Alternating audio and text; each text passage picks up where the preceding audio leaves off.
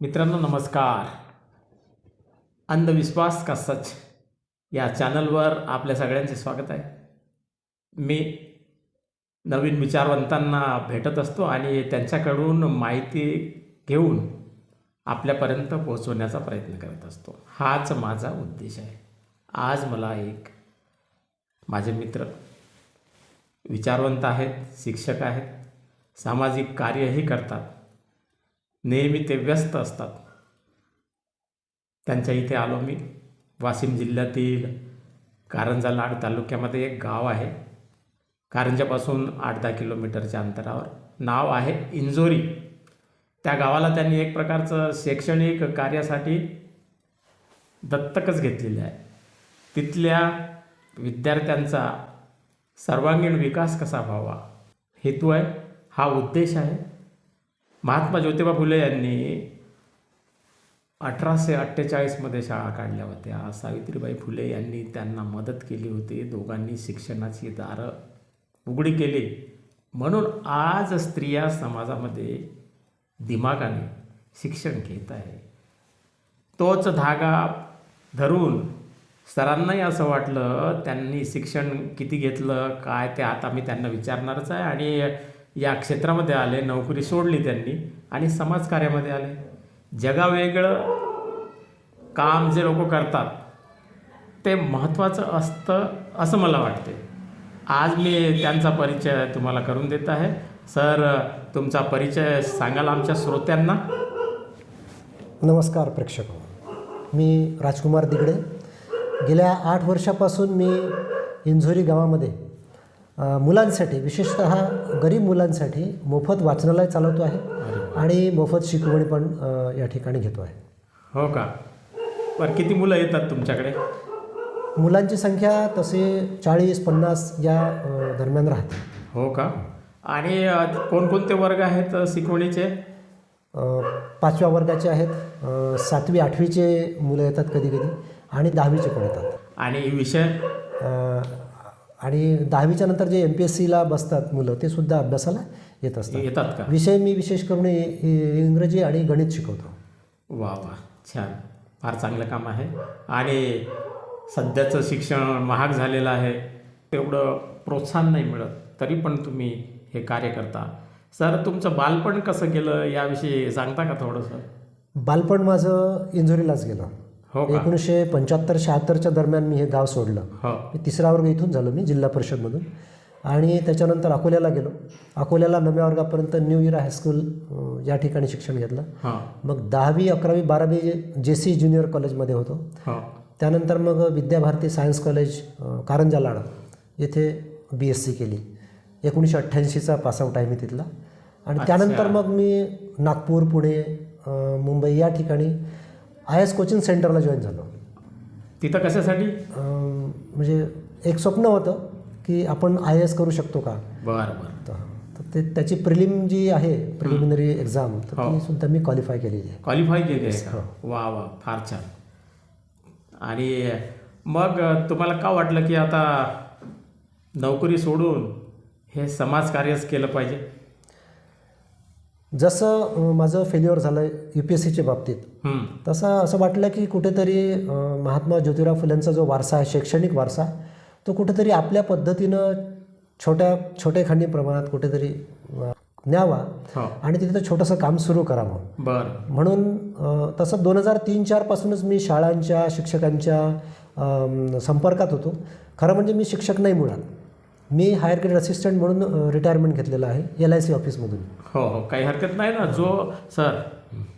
जो इतरांना शिकवतो तोच शिक्षक आहे असं मी मानतो. शिक्षक म्हणजे काही नोकरी करणारा आणि शिकवणाराच नव्हे. आजकाल प्रायव्हेट शाळेमध्ये बघा, शिक्षकांना 5-10 हजार रुपये पगार मिळतो आणि किती राबवून घेतात. मग ते त्यांची शिक्षणाची जबाबदारी किती उचलत असतील. बरोबर आहे. तुम्ही तर निशुल्क देत आहात, तुम्हीच समाजाचे शिक्षक आहात असं मला सांगायचं आहे. मी शिक्षक पेशानं जरी नसलो तरी शिकवायला मला आवडते आणि मी शिकवतो. अभिनंदन आपलं. धन्यवाद. आणि सर, पुढचा प्रश्न मला हा विचारायचा वाटतो की आजचं युग हे मोबाईलचं युग आहे. पूर्वीच्या काळामध्ये आपण एक दुसऱ्यांना जर निरोप पाठवायचा असेल तर पत्र वगैरे लिहित होतो. काही दिवसांनी ते पत्र मिळायचं, कधी कधी तर मिळतही नव्हतं. पण आत्ता फटाफट ताबडतोब दुनिया अपने मुट्ठी में आ गई. आपण लहान होतो तेव्हा आपण कल्पनाही केली नव्हती की मोबाईल येईल. कोणाच्या घरी टेलिफोन आला तर आश्चर्य वाटायचं, वा वा त्यांच्या घरी टेलिफोन आहे. परंतु आज लहान लहान मुलांना आपले आईवडील मोबाईल देतात. ते मोबाईलमध्ये रील्स पाहतात, असं असं असं असं असं करत राहतात. त्यांचं डोकं चालत नाही. अनेक त्यांना मुलांना विकार झालेले आहे डोक्याचे, ते चिडचिडे झालेले आहे. त्यांना खेळायला वेळ मिळत नाही.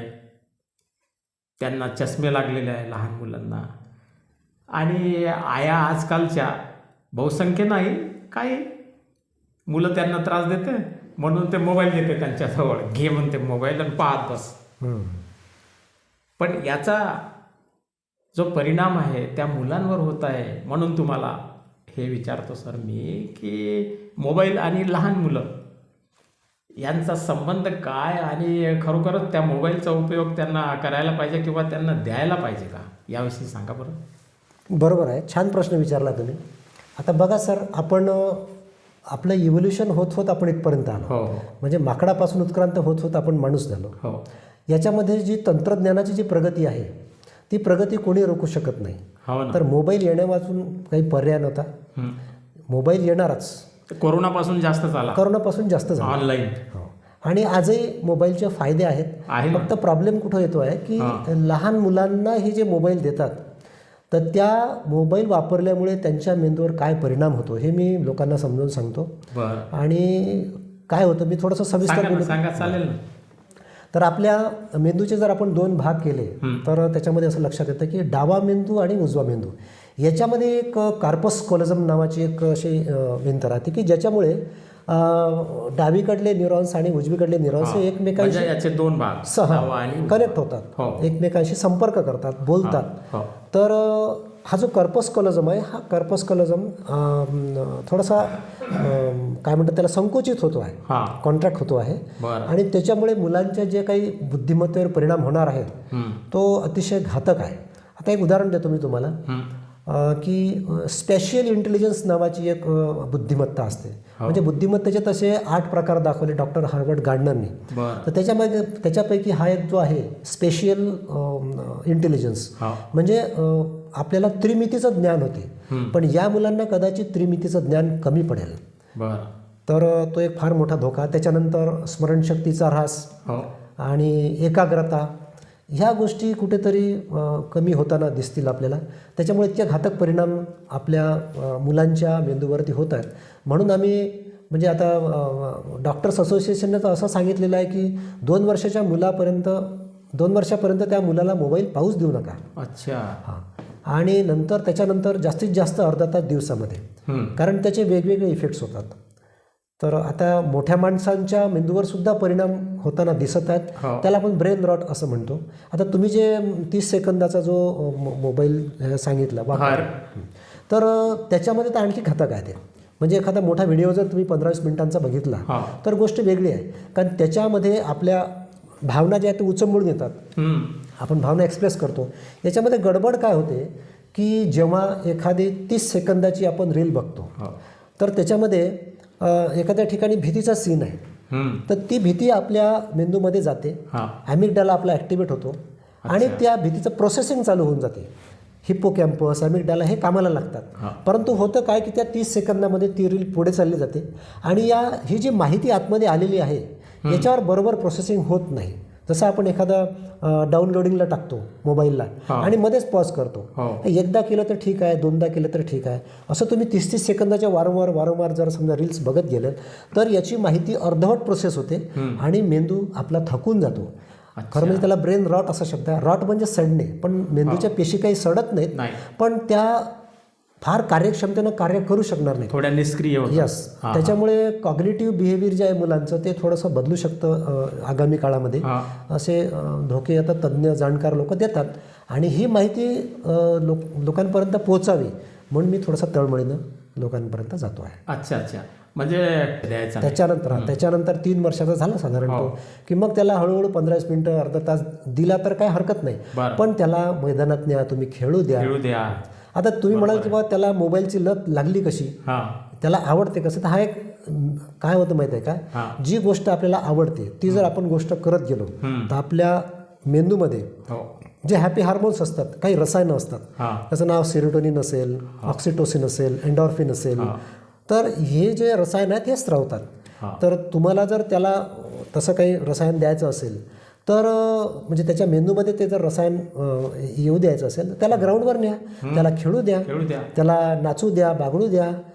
हे जे प्रकार आपण जर केले, त्याला ड्रॉइंग काढू द्या, गाणं म्हणू द्या, तर हे जर आपण प्रकार केले तर त्याच्या मेंदूमध्ये सुद्धा एन्डॉर्फिन, सेरोटोनिन असे जे असतात हार्मोन्स, ते हार्मोन्स राहतात.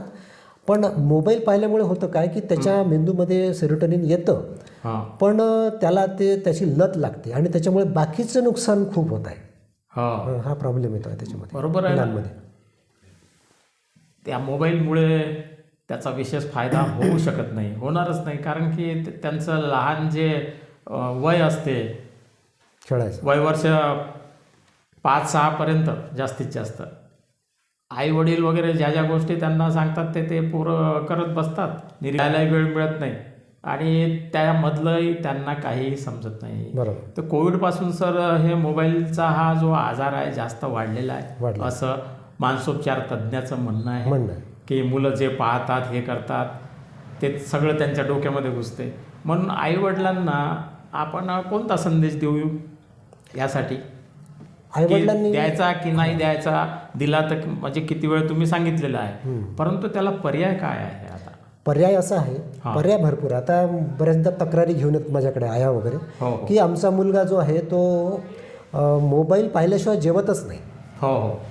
मोबाईल पाहिल्याशिवाय मुलगा जर जेवत नसेल तर चांगली गोष्ट आहे, त्याला दिवसभर उपाशी राहू द्या, त्याला भूक लागू द्या. त्याला कडकडून जर भूक लागली तर त्याला शरीराच्या संवेदना ज्या आहेत त्या कळायला लागतील. आता शरीराच्या जी भुकेची संवेदना असते ती न कळता जर आपण पोटात काही टाकत गेलो तर त्याच्यापासून आजार होणारच. आणि डॉक्टर लोकांचं असं म्हणणं आहे की भूक न लागता मुलांना खाऊ घालणं हे चांगलं नाही आहे. त्याच्यामुळे डायबिटीसचा प्रकार वगैरे मुलांमध्ये जास्त पाहायला मिळतो आहे. तर आया किंवा आपले वडील, आई बाबा हे काय करू शकतात आपल्या मुलाची लत सोडवण्यासाठी? सोपे उपाय आहे. त्याला त्याचा वेळ द्यावा, आपण त्याच्याशी गोष्टी सांगाव्यात, आपण त्याला खेळायला घेऊन जावं, लहान मुलांना ग्राउंडवर खेळू द्यावं, म्हणजे त्याची जी मस्ती आहे ती तिथे जिरेल, त्याची जी ऊर्जा आहे ती कामी लागेल, एनर्जी जी आहे ती कामी लागेल. आणि अशा पद्धतीनं तुम्ही त्याला मोबाईलपासून दूर ठेवू शकता. छोट्या छोट्या गोष्टी आहेत, त्याला गोष्टी सांगा, गोष्टीमध्ये त्याला इंटरेस्ट निर्माण होईल. छोटे छोटे पुस्तकं आहेत आता, आणि मी स्वतःही सर लिखाण करतोय काही पुस्तकांसाठी, म्हणजे छोट्या छोट्या कथांचं, जसं जातक कथा असायच्या आपल्याकडे पूर्वी, तशा महापुरुषांच्या काही छोट्या छोट्या कथा आहेत, मी संकलन करतोय, काही ठिकाणी रचना करतोय, एडिट करतोय. तर ते माझं काम चालू आहे, जेणेकरून वाचन संस्कृती आपल्या मुलांमध्ये रुजली पाहिजे, समाजामध्ये रुजली पाहिजे, आणि मोबाईलच्या थोडंसं हे लांब गेले तर फार बरं आहे.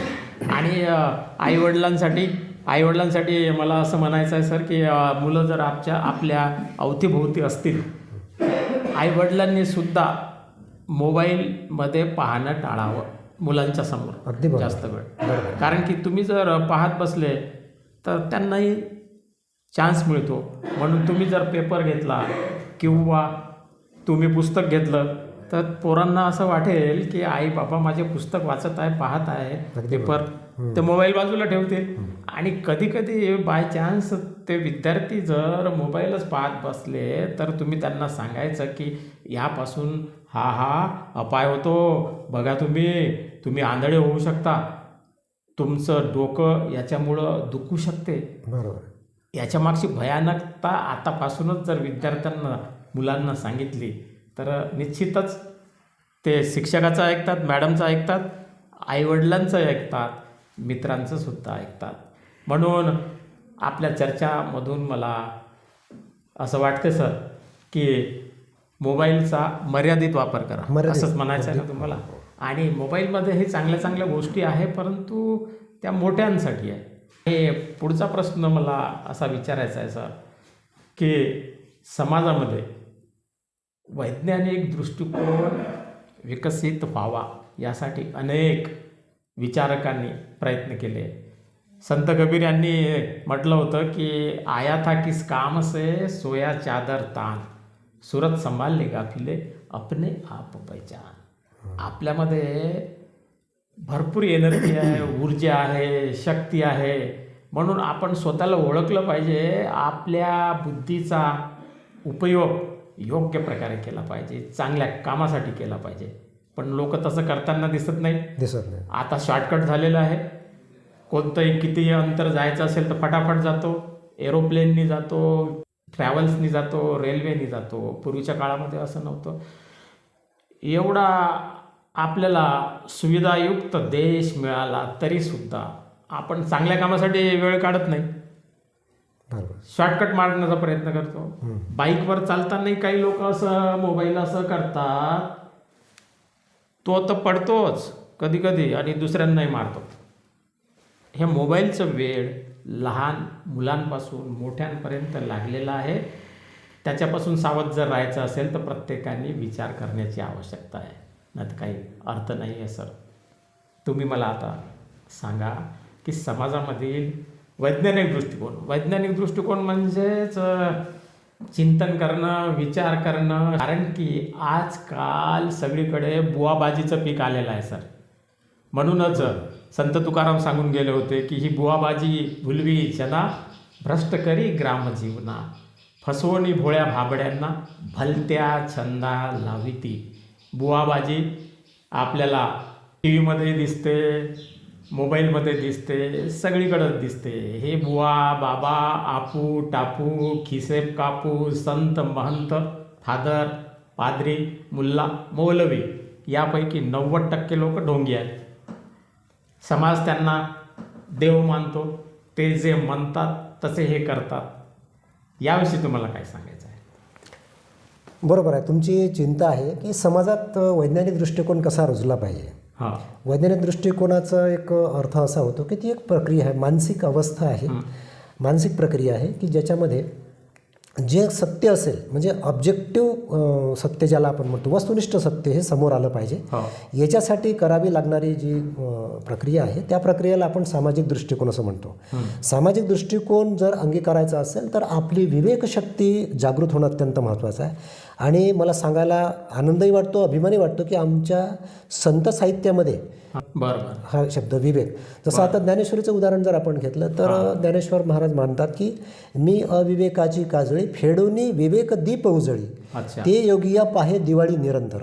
म्हणजे तुम्ही जर तुमच्या अविवेकाची काजळी जर काढून टाकली डोळ्यावरून तर तुम्हाला चांगलंच दिसतं आणि योग्यासाठी जर ती दिवाळीच आहे, दिवाळीची पहाट आहे. अशा प्रकारचे आणि संत तुकारामांची तसे अभंग आहेत सत्याला धरून असणारे. तर वैज्ञानिक दृष्टिकोन समाजामध्ये रुजवणं तसा कठीण नाही आहे. फक्त त्यांची जी विवेक शक्ती आहे, विवेक म्हणजे काय तर खरं खोटं पारखण्याची जी शक्ती आहे, म्हणजे मध्येच मी तुम्हाला प्रश्न विचारतो. उदाहरणार्थ बुवाच्या महाराजाच्या आशीर्वादाने मुलं बाळा होतात का? त्यांची राख घेतल्याने, गळ्यामध्ये ताबीज बांधल्याने, काळा धागा बांधल्याने, निंबू अटकवल्याने काही फायदा होतो का? नाही. अशी कोणतीही शक्ती जगात अस्तित्वात नाही की जी निसर्गाच्या विरुद्ध आहे. बुवा बाबा महाराज म्हणत असतील की अमक्या ठिकाणी मी पाणी निर्माण करू शकतो, याचा अर्थ तो या निसर्गाच्या नियमाच्या विरुद्ध वागतो. वर फेकलेली वस्तू खाली पडणंच आहे, याचं कारण असं आहे की ग्रॅव्हिटेशनल फोर्स आहे. हे जे फोर्सेस आहेत, गुरुत्वाकर्षण शक्ती आहे, इलेक्ट्रोमॅग्नेटिक फोर्सेस आहेत, विद्युत चुंबकीय शक्ती आपण ज्याला म्हणतो, अशा काही फोर्सेस आहेत की त्या फोर्सेसच्या विरुद्ध आपण जाऊ शकत नाही. जर कोणी जातो असं म्हणत असेल तर ती निवळ हात चलाखी आहे असं आपल्याला म्हणावं लागेल.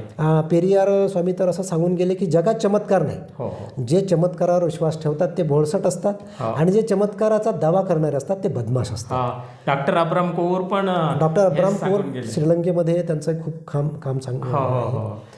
त्यांची पुस्तकं मी वाचलेली आहेत, त्यांच्यापासूनच प्रेरणा घेतली मी ही अंधश्रद्धा निर्मूलन करण्याची. बरं, तुम्ही आणखी ग्रामीण विभागामधील अंधश्रद्धा माहिती आहे का एक तुम्हाला, की कोणाला विहीर खणायची आहे तर मग ते पाणी दाखवण्यासाठी ते पानाडे लोक आणतात. ते पानाडे लोक हातामध्ये नारळ घेतात, तो नारळ असा उभा राहतो आणि म्हणतात की इथं पाणी लागेल. बरोबर. याविषयी काही म्हणायचं आहे का हो, तुम्हाला? मी स्वतः पाहिलं होतं ते पाणी. बरं, म्हणजे कसं? आम्ही पाहून घेतलं हा हा. की असं होते का. आता ते नारळ उभा राहते ही गोष्ट खरी आहे, हो पण ही आपली कदाचित म्हणजे त्याला त्या मेंदूची साथ असावी की अमक्या ठिकाणी पाणी लागावं. वास्तविक पाहता पाण्याच्या धारेचा आणि त्या नारळ उभारण्याचा काही संबंध नाही संबंध आहे. नाही ना. कोणती शक्ती नाही तशी अस्तित्वात, पण आता लोक दावे करतात. त्याच्या मागचं हे आहे ना सर, पाण्याचा जो नारळ आहे की नाही, खालचा भाग जो रुंद असतो, आतमध्ये पाणी असते, वरची जी शेंडी असते तो नारळ आधी आडवा ठेवतात आणि हात असा असतो. हात असा थोडासा असा केला आतमधून तर हे पाणी आहे ना इकडं येते. त्या पाण्यामुळंच ते नारळ उभं राहते. बस हेच याच्या मागचं रहस्य आहे, हेच याच्या मागचं कारण आहे. आमचं चॅलेंज आहे की जे पाणी दाखवणारे आहेत त्यांना आम्ही एका एकरामध्ये 100 गड्डे करतो आणि प्रत्येक गड्ड्यामध्ये पाणी भरलेले काही रिकामे डबे ठेवतो, वरून झाकून देतो. तुम्ही नारळ घ्या, काही घ्या आणि आम्हाला दाखवा, 50% तरी दाखवा की इथे पाणी भरलेला डब्बा आहे. ते दाखवू शकत नाही.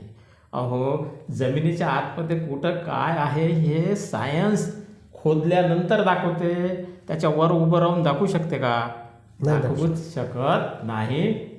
म्हणून याच्यासाठी आमचा डायलॉग आहे सर, लोगों को बेवकूफ़ बनाना, दुनिया झुकती है, झुकाने वाला चाहिए. या विज्ञानाच्या युगामध्ये तुम्ही पाहिलं असेल की निंबू मिरची पण टांगतात, वाहनालाही टांगतात. बरोबर. निंबू मिरची, त्याचा काही फायदा होतो का?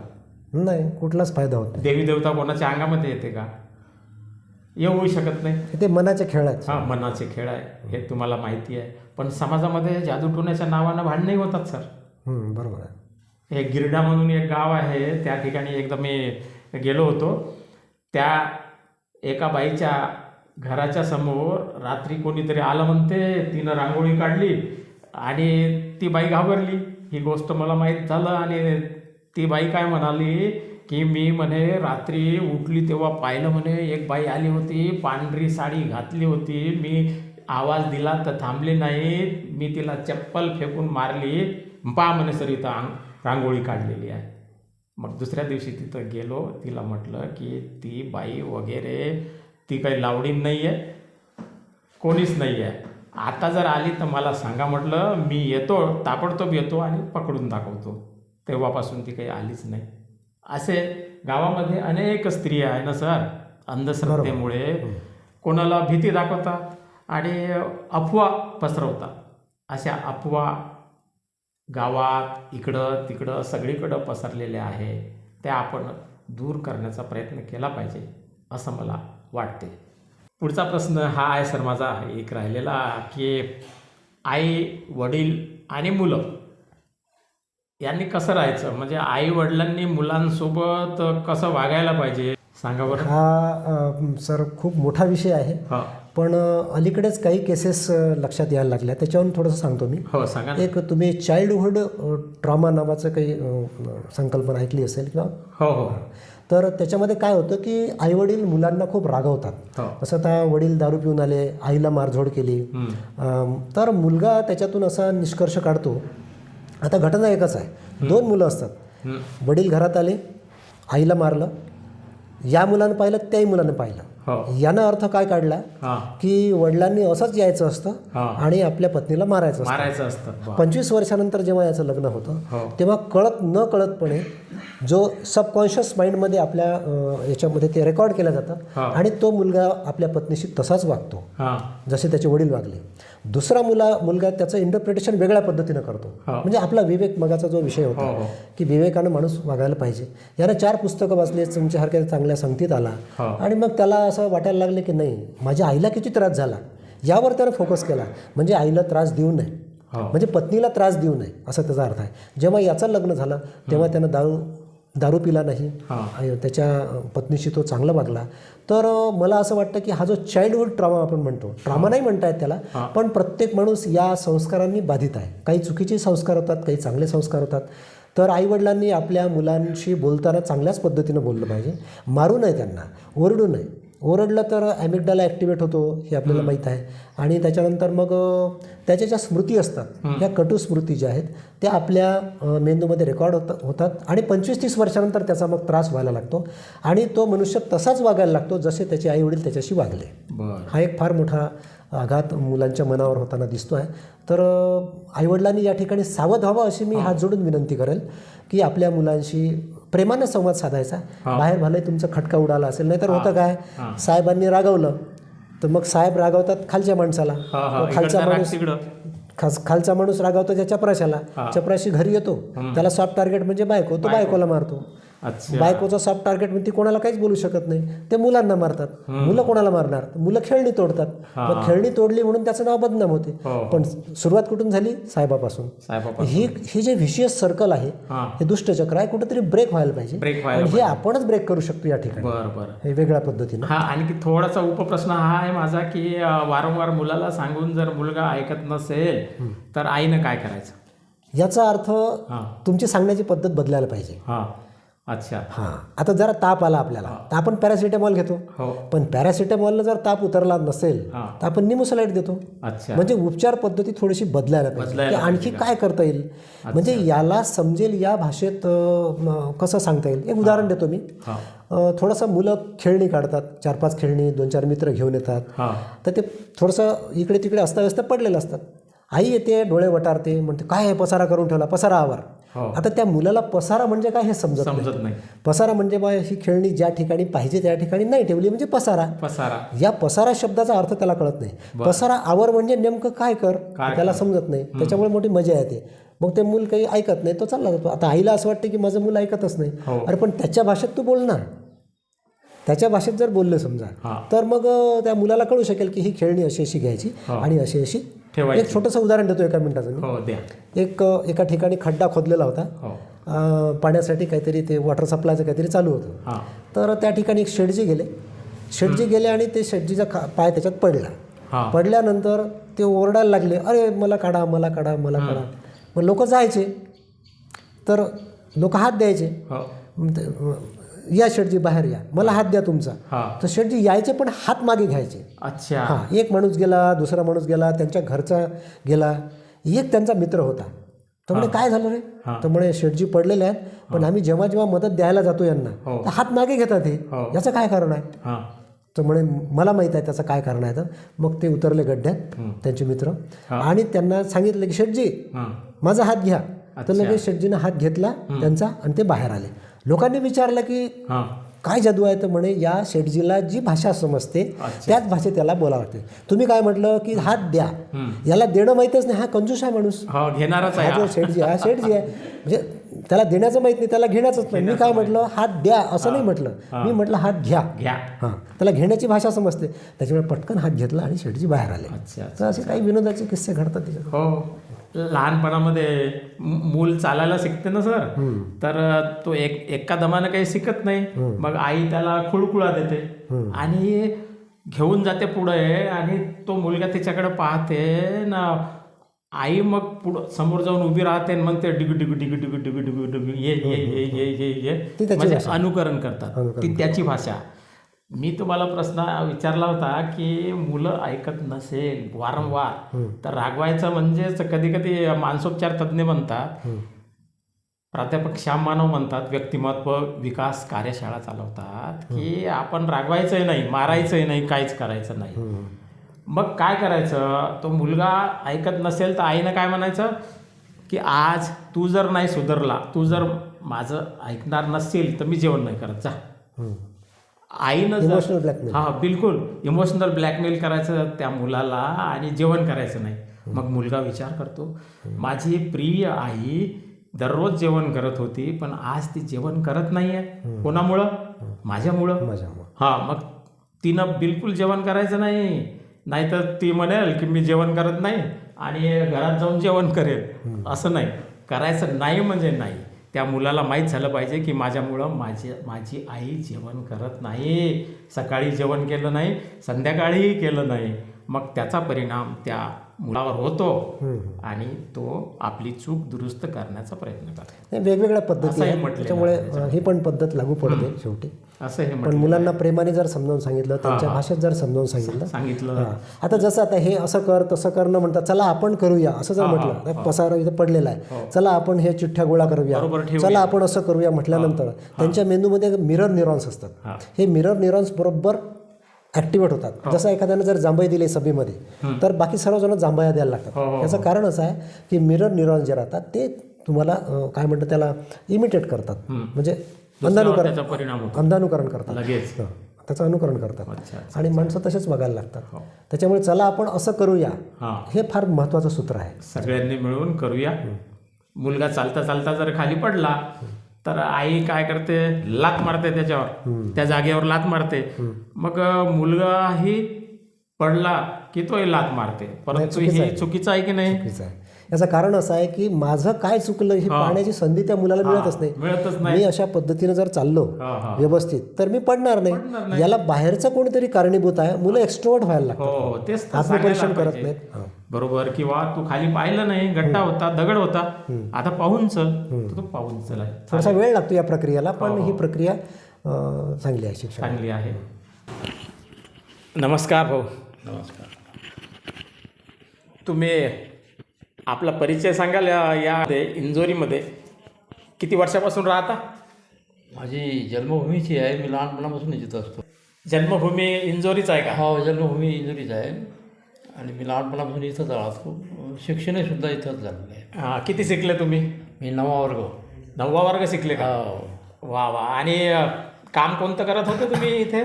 शेतीचं, सर्व शेती करत होते का? शेती, काही दुसऱ्याची मजुरी सुद्धा केली मी. हो हो. आधी मजुरी वगैरे हो करावंच लागते ना. बरं, राजकुमार दिगडे सरांशी तुमची मैत्री किंवा ओळख किती वर्षापासून आहे? जवळजवळ 4-5 वर्ष झाले. 4-5 वर्ष झाले का? काय काम करता त्यांच्यासोबत?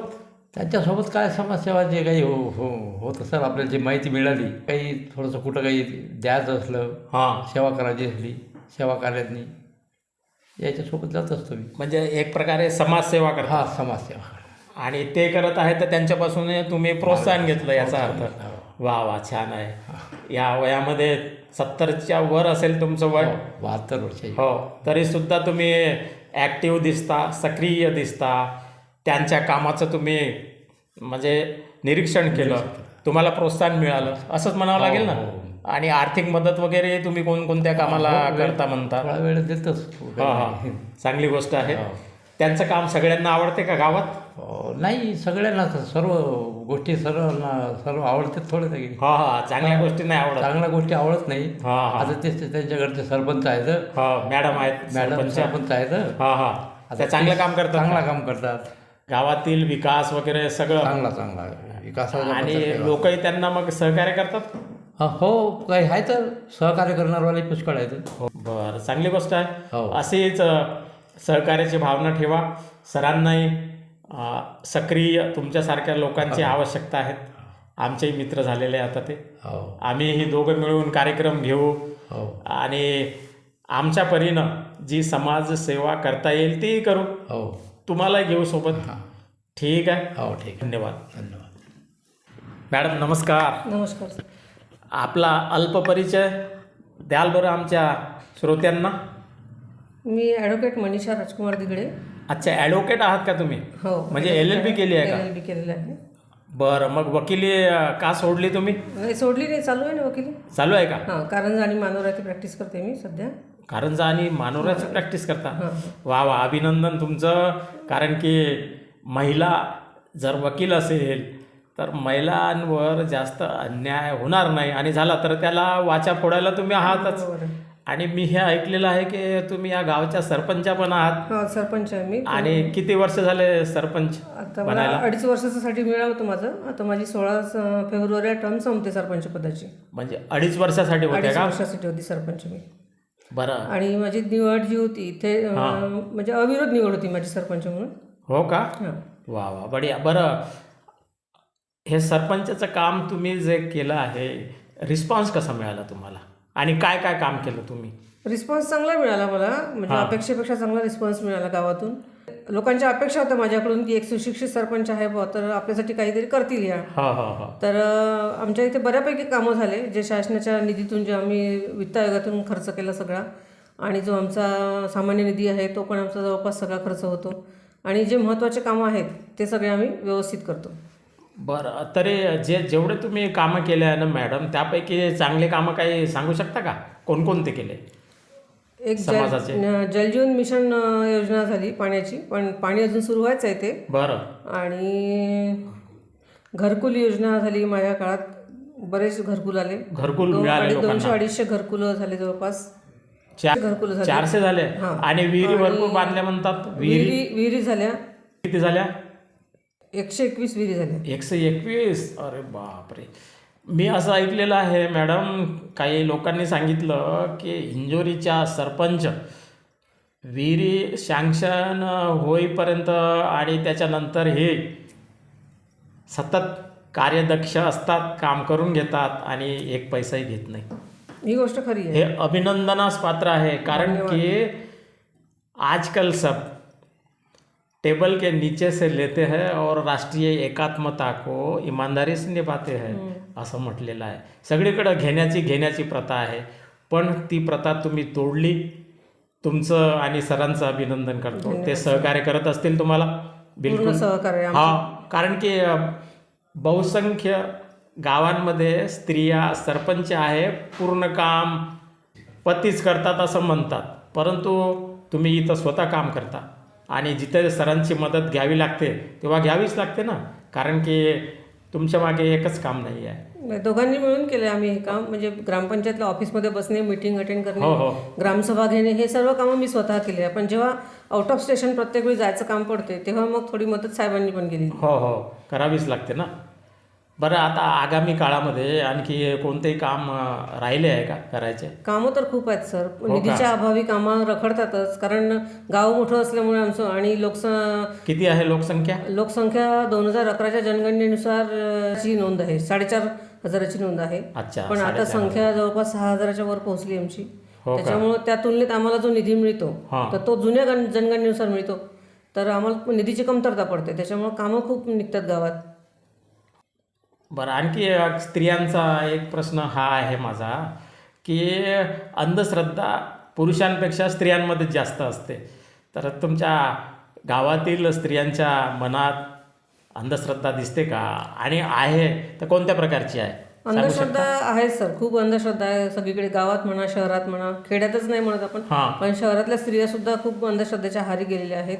कारण आता नवीन नवीन TV चॅनल्स, हे सगळे तथाकथित बाबा गुरु, हे सगळं त्यांचं हॅमरिंग होत राहतं असं त्यांच्यावरती. आणि घरगुती स्त्रियांना, ज्या जॉब करत नाही किंवा ज्या हाऊसवाईफ आहेत, तर त्यांना कसं ते TV आणि मोबाईलशिवाय दुसरा पर्याय नसल्यामुळं त्या त्यांचे कामं आवरले की सतत त्याच्यासमोर बसून असतात. आणि कुठल्याही गोष्टीचं एकदा हॅमरिंग सुरू झालं की 30 गोष्ट जर कानावर पडली तर आपल्याला ती गोष्ट खरी वाटायला लागते. अच्छा. आणि वटसावित्रीला वगैरे जातात का स्त्रिया तुमच्या गावच्या? हो, जातात. सगळे साजरी करतात. पण त्याच्या मागचं रहस्य माहिती आहे का? बाकी काही लॉजिक कोणी जाणून घ्यायचा प्रयत्न करत नाही. म्हणजे वटसावित्री सत्यवानाला म्हणजे जीवनदान मिळालं, तो जिवंत झाला वडाच्या झाडाखाली, त्याला जीव आला परत असं म्हणतात.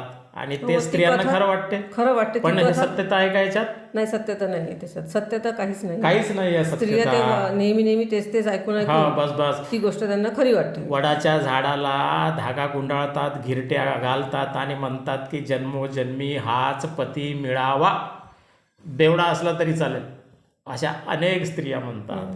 धागा गुंडाळण्यापेक्षा वृक्षारोपण करायला पाहिजे, असं नाही वाटत का तुम्हाला? वृक्षारोपण करायला पाहिजे, त्याचं संगोपन करायला पाहिजे, हे महत्वाचं आहे. विशेष झाड एक जरी लावलं वर्षभरातून तरी तुम्ही त्याचं संगोपन जर केलं तर ती फार मोठी उपलब्धी होईल. दरवर्षी जरी आपण एक झाड लावतो तर आपल्या आयुष्याच्या याच्यापर्यंत आपण कितीतरी झाडं लावू शकतो. आणि उपास वगैरे धरता का तुम्ही काही? नाही, मी उपास नाही करत. वा, बढिया, चांगलं आहे. आणि उपास करणं चुकीचंही नाही आहे. तसं म्हटलं तर आठवड्यातून एखाद्या वेळेस उपाशी राहा आपल्या शरीरासाठी. तो त्याच्या दृष्टीने करणं ती गोष्ट योग्य आहे, पण तो तसा नियमानुसार करायला पाहिजे ना. तो या मातेचा हा उपास, त्या मातेचा तो गुरुवारी त्या देवाचा, मंगळवारी त्या देवाचा वगैरे वगैरे करतात आणि खातही नाही. बरं, तुम्ही मला हे सांगा मॅडम, की जास्त न खाल्ल्यामुळे, उपाशी राहिल्यामुळे स्त्रियांना कोणकोणते आजार होतात? स्पेशली त्यांच्यामध्ये जो खेड्यात दिसतो आता मला ॲनिमिया खूप जबरदस्त आजार होतो त्यांना, पण त्याच्याकडे त्याचं लक्ष नसते. आणि जे दुखणं बळावतं त्याच्याकडे सुद्धा स्त्रिया लक्ष देत नाही, त्यांचं कामात लक्ष जास्त असतं. अशक्तपणा अशक्तपणा जो आहे, रक्ताची कमी असते. पण हे छोट्या छोट्या मुलींना सुद्धा ॲनिमियाचे शिकार आहेत सगळे इथे. हो हो, त्यांना खायला बरोबर मिळत नाही, प्रोटीनची कमी आणि काय कमी आहे हे समजत नाही ना. एकच म्हणजे घरी जरी असलं तरी खात नाहीत ना ते. तेच तर, का खात नाही याच्या मागे ही अंधश्रद्धा आहे. आणि बाबांच्या ज्या शिष्य आहे अनेक स्त्रियाच असतात, हे तुम्ही सांगितलंच मला आता, की टी व्हीचा परिणाम आहे, तेच पाहत राहतात. बरं, आजकालच्या महिलांना ॲज ए सरपंच काही संदेश आहे का, सांगा बरं. स्त्रियांनी राजकारणात यायला पाहिजे असं मला वाटतं. म्हणजे स्त्रियांनी इन द सेन्स सर्वच शिकलेल्या लोकांनीच राजकारणात यायला पाहिजे. कारण सगळे जुने जे लोक आहेत सगळे अडाणी लोक आहेत आणि ते तिथे मनमानी करतात. थोडं शिकलेल्या समाजाने जर पुढे आलं आणि राजकारणात जर पुढाकार घेतला तर थोडीफार परिस्थिती बदलू शकेल असं मला वाटतं. वा वा, छान, बरोबर आहे. ताईंनी बरोबर सांगितलेलं आहे की सगळ्यांनी पुढं आलं पाहिजे आणि बोललं पाहिजे. चूल आणि मूल याच्यामध्येच स्त्रियांचं नेटवर्क आधी बिझी होतं, आता ते त्यांनी काढलं पाहिजे. समानतेचा अधिकार दिलेला आहे. सावित्रीबाई फुले आणि महात्मा फुले यांचं उदाहरण समाजामध्ये आहे. आणि मित्रांनो, राजकुमार दिगडे सर समाजकार्य करतात, विद्यार्थ्यांसाठी, गोरगरीब मुलांसाठी झटतात, प्रयत्न करतात. त्यांनी मला अनेकदा सांगितलेलं आहे की मॅडमचाही हातभार लागतो, मॅडम पण प्रोत्साहन देतात सावित्रीबाईसारख्या. म्हणून राजकुमार दिगडे सर आणि मॅडम यांचं विशेष अभिनंदन करतो. मॅडमने जो संदेश तुम्हाला दिलेला आहे त्याचा तुम्ही विचार करून बघा, अंधश्रद्धा सोडा. आणि विशेष त्यांनी सांगितलं आहे की तुम्ही राजकारणामध्ये येऊ शकता, पुढं येऊ शकता, बोलू शकता, आपल्या अधिकारासाठी रस्त्यावर सुद्धा उतरू शकता. फार चांगले विचार आहे मॅडम आपलं अभिनंदन. तुम्ही इथे आलात या चॅनलवर आणि आपले विचार व्यक्त केले त्याबद्दल धन्यवाद. धन्यवाद. मित्रांनो, दिगडे सर कलाकार आहेत आणि महापुरुषांचे विचार समाजाला कळावे, दिसावे, त्याच्यासाठी त्यांनी भिंतीवर लिहिलेलं आहे, महापुरुषांच्या मार्गाने चला आणि आपले जीवन सुखी करा. त्यांच्या मार्गाने चला म्हणजेच त्यांनी जो संदेश दिलेला आहे महापुरुषांनी, खरं बोला, शिक्षणाला महत्त्व द्या आणि समाजाचा विकास करा, सेवा करा, तो मार्ग सत्याचा मार्ग असं सांगितलेलं आहे. हे त्यांचं घर आहे सरांचं.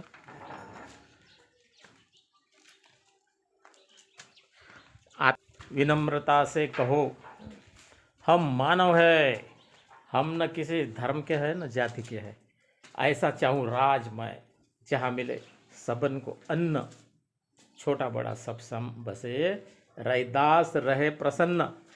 म्हणजे रविदासांनी सांगितलेलं आहे की लहान मोठं कोणीच नाही आहे, आम्ही सगळे एक आहोत, समान आहोत. पुढे शब्द संवाद लिहिलेला आहे आणि सरांनी मोफत वाचनालय चालवलेलं आहे. या ठिकाणी येऊन विद्यार्थी पुस्तकं वाचतात, वर्तमानपत्र वाचतात आणि पायऱ्यांवर सुद्धा सरांनी काही शब्द लिहिलेले आहे, अर्थपूर्ण शब्द आहेत ते. ध्येयाशिवाय काही काम होऊ शकत नाही, कोणत्याही गोष्टीचं नियोजन पाहिजे. तुम्हाला जर यश मिळवायचं असेल तर परिश्रम करावाच लागेल आणि परिश्रम कसं पाहिजे, शिस्तीनं पाहिजे आणि संयम फार आवश्यक आहे. वारंवार करण्यासाठी चिकाटी पाहिजे, म्हणजे लागून काम केलं पाहिजे, सतत करत राहिलं पाहिजे आणि अपयश तर येणारच. वारंवार अपयश आल्यानंतरच सुख मिळणार आहे. म्हणून शेवटी यश लिहिलेलं आहे सरांनी, फार सुंदर. पुढं पाहू आपण आता. जगा आणि जगू द्या, वर्धमान महावीर म्हणाले.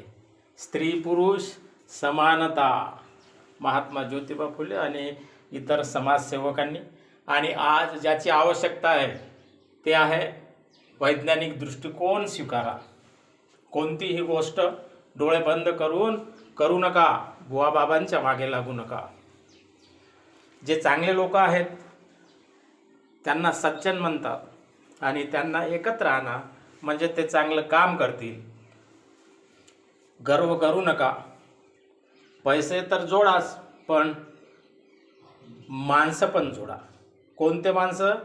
प्रामाणिक माणसं, जे माणसं समाजसेवा करतील, भ्रष्टाचार सोडतील. आणि शेवटी लिहिलेलं आहे, हे सर्व पंथ संप्रदाय एक दिसू दे. हे कोणाचं वाक्य आहे तुम्हाला माहीतच असेल मित्रांनो, राष्ट्रसंत तुकडोजी. ते तुकडोजींनी सांगितलेलं आहे की सगळ्यांनी एकत्र आलं पाहिजे आणि मतभेद असू नये. या भारतात बंधुभाव नित्य वसू दे. एवढ्या वर्षापूर्वीच ते सांगून गेले. म्हणून सगळ्यांनी या सगळ्या म्हणींचा विचार करायला पाहिजे. शेवटी लिहिलेलं आहे की आपला आनंद हा आतून येतो, बाहेरून नव्हे. बरोबर आहे. कोणतीही कल्पना आपल्या डोक्यातूनच निर्माण होत असते. आणि पुढं आणखी म्हणी आहेत, त्या पण दाखवतो. सर्वात आधी समजदार मानव व्हा, म्हणजेच प्रामाणिकपणे वागा, कोणाला त्रास देऊ नका. आपले आई वडील हेच आपले दैवत आहे. तुझं घरच नाही का तीर्थ रे, तू रिकामा कशाला फिरतं? राष्ट्रसंत तुकडोजींनी म्हटलेलं आहे. म्हणून आई वडीलच आपले देव आहे. इकडे तिकडे जाण्याची काय आवश्यकता आहे? काही घेण्यापेक्षा देण्याचा आनंद अधिक आहे. पैसा जास्त असेल तर तो द्या, तुमच्याकडं ज्ञान असेल तर तो पण द्या, त्यानं आनंद मिळतो. बरोबर आहे सर. पुढे आहे, गरज ही शोधाची जननी आहे. गरज असल्यावर माणूस शोधतो, काम करतो आणि त्याला यश मिळते. स्वतःला शिस्त लावा. डिसिप्लिन पाहिजे, फार महत्त्वाची आहे डिसिप्लिन. तुमच्यात शिस्त नसेल तर काही अर्थच नाही. तुम्ही बेशिस्त बनाल. विद्यार्थ्यांनी याकडे लक्ष दिलं पाहिजे. पुढे लिहिलेलं आहे की आपल्या विचारांचे मालक स्वतः व्हा. दुसरे काही सांगतात म्हणून ऐकू नका.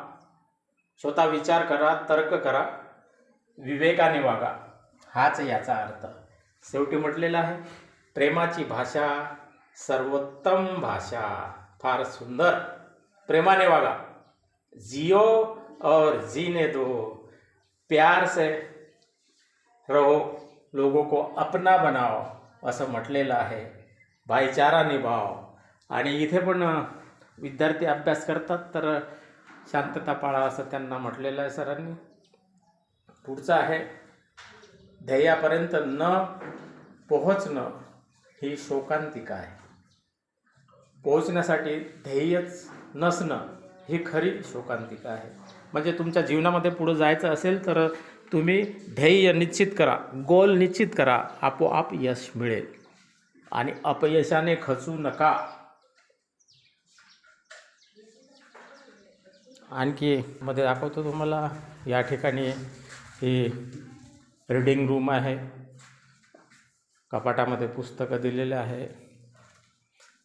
महिला पहिल्या शिक्षिका सावित्रीबाई फुले, अण्णाभाऊ साठे, छत्रपती शाहू महाराज, सुभाषचंद्र बोस, छत्रपती शिवाजी महाराज, महात्मा ज्योतिराव फुले, सावित्रीबाई फुले, अहिल्याबाई, डॉक्टर बाबासाहेब आंबेडकर, भगतसिंग, महात्मा गांधी, संत गाडगे बाबा आणि राष्ट्रसंत तुकडोजी, या सगळ्यांचे फोटो या ठिकाणी फक्त शोसाठी नव्हे तर त्यांच्या विचारांचा आदर्श घ्या. म्हणूनच त्यांनी बाहेर भिंतीवर लिहिलेलं आहे की थोर पुरुषांच्या विचाराने चला. आणि या ठिकाणी बंजारा समाजाचे आराध्य दैवत संत सेवालाल महाराजांचाही फोटो आहे. इकडे रविदासांचाही फोटो आहे. फार छान.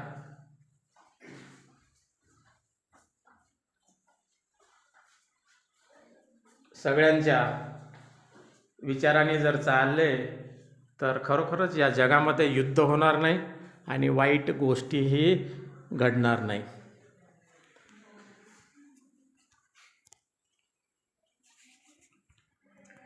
मित्रांनो, आज मी सरांची भेट घेतली, त्यांचं घर पाहिलं, त्यांचं कार्य पाहिलं, सगळं पाहिलं आणि त्यांच्या चांगलं वाटलं.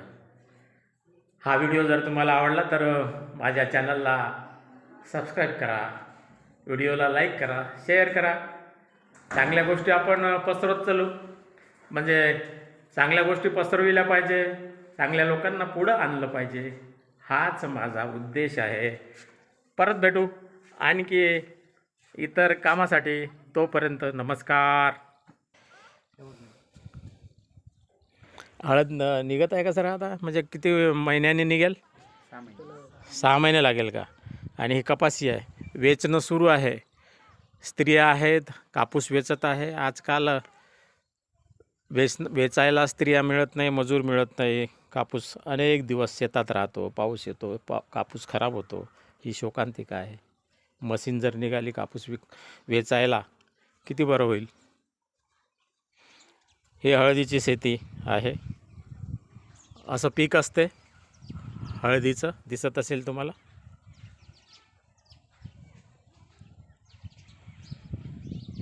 छान दिसते पाठीमागचा भाग, जंगल, शेती, सुंदर परिसर.